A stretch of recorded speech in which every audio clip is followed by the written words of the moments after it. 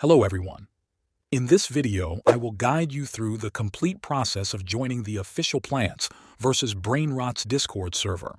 First, open the Discord application on your device.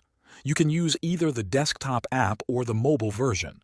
Once Discord is open, look at the left side of the screen where you see all your existing servers.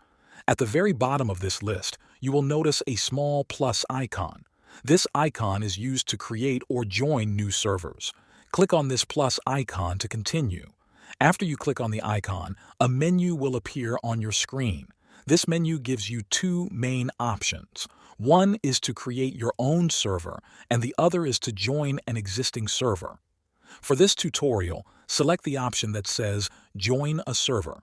When you choose this option, a text box will appear asking for an invite link. This is where you need to enter the official server address. In the box, type Plants vs. Brainrots exactly as I am showing. Make sure there are no spaces or spelling mistakes. This is important because the link must match correctly for the server to be found. Once you have typed the invite link correctly, click on the Join Server button below the box. Discord will now process the link and connect you to the server. If the invite link is correct, you will be taken directly into the Plants vs. Brainrots Discord server.